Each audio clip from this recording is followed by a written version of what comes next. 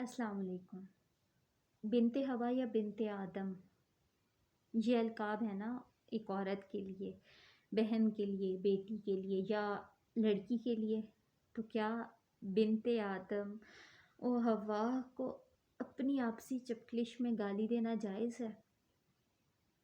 लड़ाई तो आपकी आपस की है, फिर बहन बेटी को गाली देना कहाँ की मर्दानगी है या कहाँ की ज़रूरत है? कहाँ से जायज़ है? अपनी हो या पराई औरत, औरत तो काबिले एहतराम है ना। फिर क्यों बस अंदर की भड़ास निकालने के लिए हम एक दूसरे की माँ बहन बेटी को गाली देते हैं? फिर क्यों हम उस हवा व आदम की औलाद को राह चलते छेड़ देते हैं, उसका जीना दो भर कर देते हैं?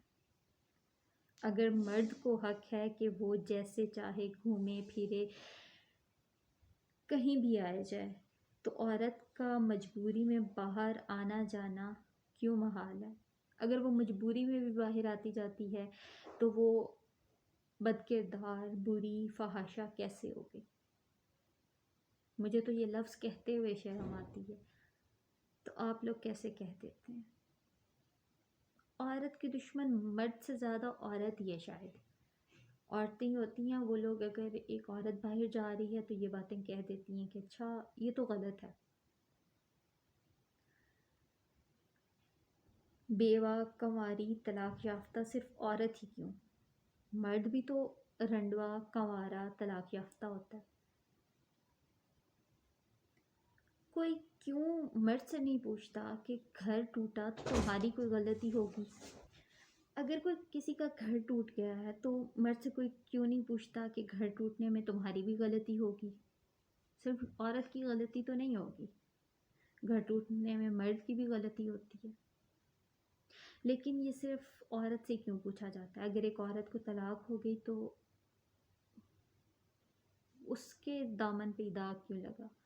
अगर तलाक एक दाग है तो मर्द के दामन पे भी तो वैसा ही दाग है, लेकिन उससे कोई क्यों नहीं पूछता?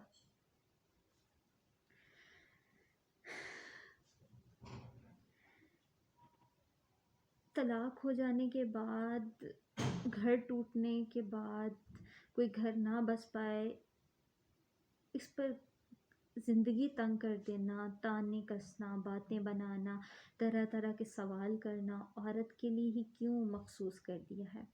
सिर्फ औरत की शादी या आइंदा ज़िंदगी की खुशहाली की ज़ामिन हुस्न, बनावट, रंग, रूप, वज़न, हुनरमंद होना, तालीम होना होती है? क्या औरत को जीने का कोई हक नहीं है? अगर लड़की कहीं सोशल मीडिया प्लेटफॉर्म पर कुछ अपलोड करती है तो इसका ये हरगिज़ मतलब नहीं है कि वो आपको दावत आम दे रही है कि आओ नाच लो, नोच लो मुझे। या अगर वो लोकल सफ़र कर रही है और अकेली है तो मतलब वो एक दरबार का लंगर है जिसे सब आकर खा सकते हैं। आजकल वही ज़माना जाहिलियत का हाल है जब औरत ढकी छुपी हुई भी बाहर निकलती थी तो चार भेड़िए नुमा इंसान पीछे लग जाते थे।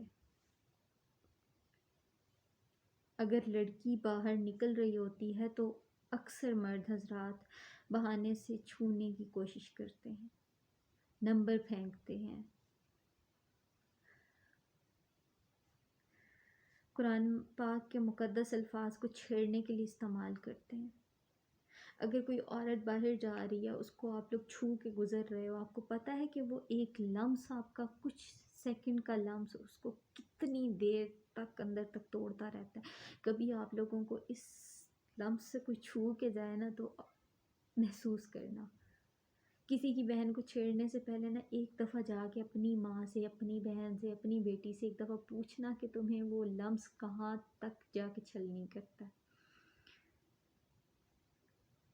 सबको अच्छा लग रहा होता है, अच्छा मैं छेड़ दूंगा तो क्या फ़र्क पड़ेगा, लेकिन नहीं।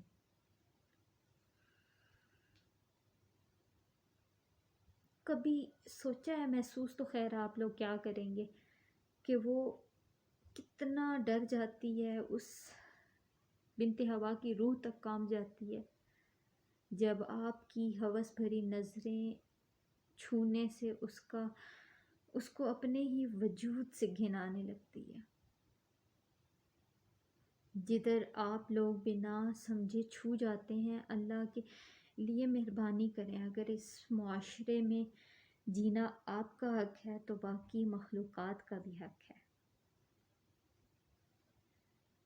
جینے دیں۔ اگر کچھ غلط دکھتا ہے تو بہن بیٹی بنا کر سمجھیں، یا یہ نہیں کہ اپنے ارمان پورے کرنے لگ جائیں۔ شکریہ۔ کوشش کریں گے آپ لوگ جب باہر جا رہے ہیں، آپ لوگ کسی کو ہیلپ نہیں نہ کر سکتے تو کسی کو، کوئی اگر کر بھی رہا ہے نا ان کو ٹیز، تو اس کو روکنے کی تو کوشش کر ہی سکتے ہیں آپ، اس کے پاس جا کے آنکھ تو دکھا ہی سکتے ہیں اگلے کو، ٹھیک ہے اس کو کچھ نہیں آپ کہیں گے، زبان سے کچھ نہ کہیں لیکن اس کے ساتھ کھڑے تو ہو سکتے ہیں۔ برائے مہربانی ایک دفعہ کوشش کر کے دیکھیں، آپ کا کیا امپریشن پڑے گا، اور آپ کی وجہ سے وہ عورت جتنی متنفر ہوگی مرد حضرات سے یا اپوزٹ جینڈر سے، وہ اتنا ہی محفوظ محسوس کرے گی، وہ 4 لوگوں کو جا کے یہ تو کہے گی کہ کوئی اچھا انسان بھی تھا۔ برائے مہربانی ایسا کیجیے۔ جزاک اللہ۔